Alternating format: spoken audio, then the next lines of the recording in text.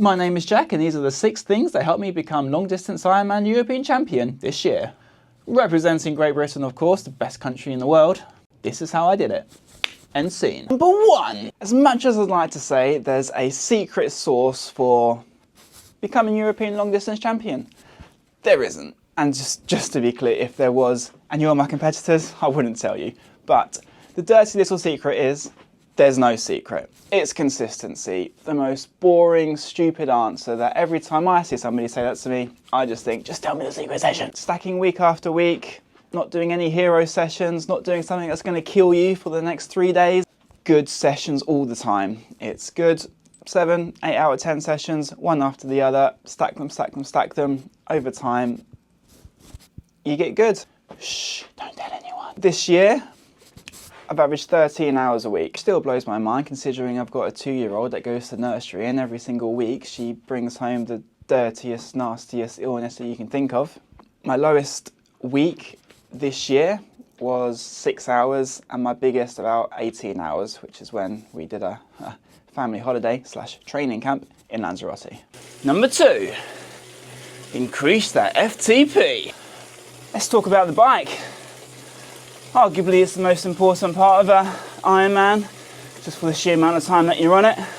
So any improvement that you can make here is then compounded because the bike becomes easier and then you've got better legs for the run. So the bike, it's important. Newsflash, I know. So this time last year, my FTP was 260, humble 260. Obviously I thought I was pretty big bollocks, but 260 last year, this year 350. Huge improvement, makes cycling so much easier, makes running off the bike so much easier. Rocket science. Stupidly, but you know, every day's a school day and all that, I had stupidly overlooked the need to increase my FTP. I thought, why do I want to know what I can do for an hour when I'm out there for 5 hours? Silly Jack! That. If you can increase that FTP, you raise that ceiling, and then your Ironman watts are either a lower percentage of your max, which makes it easier, or you can go a lot faster for the same effort. So, simple numbers.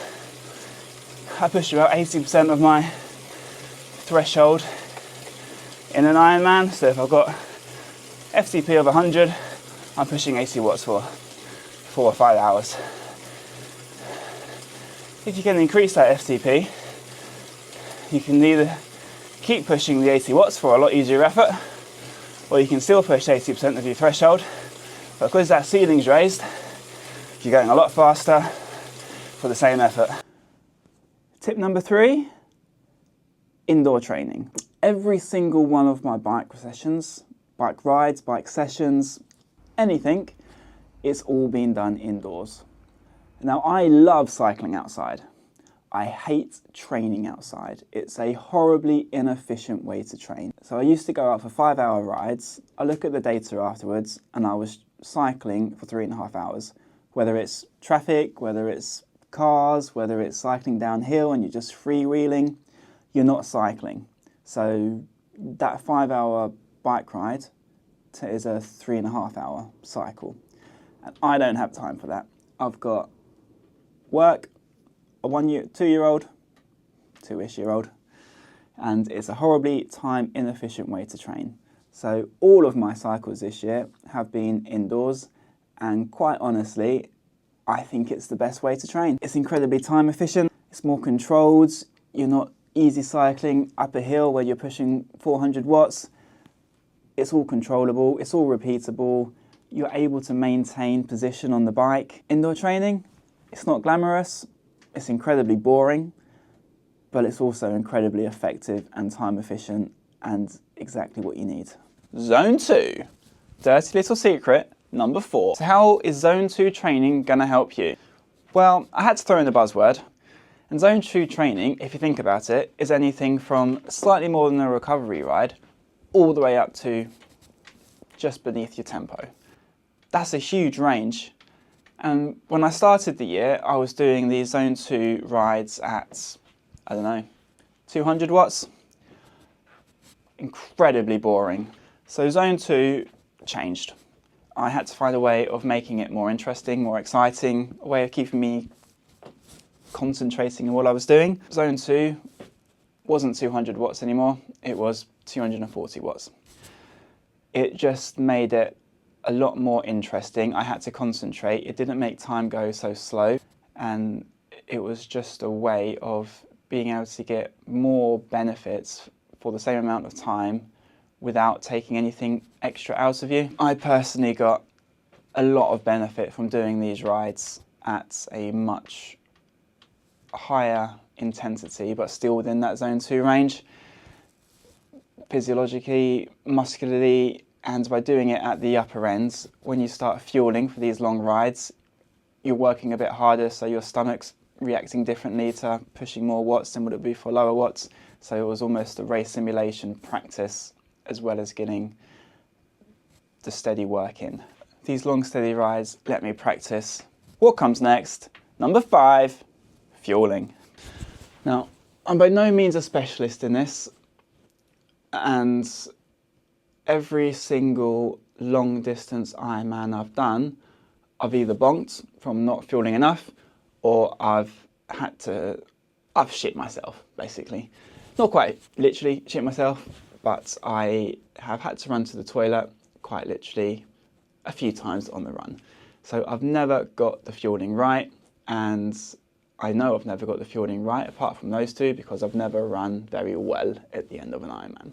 So fueling is key, and doing the long rides help to practice that. So you do want to practice with the fuel that you'll be working with, and I think you also need to practice long stimulation days just to see how your stomach and your fueling is going to react after a 7-hour training day. Effectively, with the amount of money that you're spending, you want to give yourself every opportunity to perform, and that does mean practicing that fueling in practice. Number 6, I can count. Get a coach. I spent the first, I've just finished my 3rd year doing triathlons. I didn't have a coach for the first 2 years, and in this 3rd year, I have made some astronomical gains, which maybe I could have had sooner, which would have made the racing more fun. When I was coaching myself, shall we say, and I thought I could coach myself. I've got a little bit of background in it. I used to be a top junior runner. I knew how to make a training plan. I knew how to follow a training plan, execute it. I knew the different energy systems. I've got a degree in sports coaching. No, an accountant, so obviously that one came in good use. If I got such a big performance boost from getting a coach with my background, everybody should get a coach. And the best way of illustrating this is this time last year, so just as I started working with my coach, I had an FTP of 260. 1 year later, it's 350. I've boosted my FTP by 90 watts, which is massive, and my Ironman power has gone from 230 watts, which is what I did in Roth, to 280 watts. So that's 50 watt bonus for pretty much the same effort, and even easier effort because I'm running a lot better afterwards. So get a coach.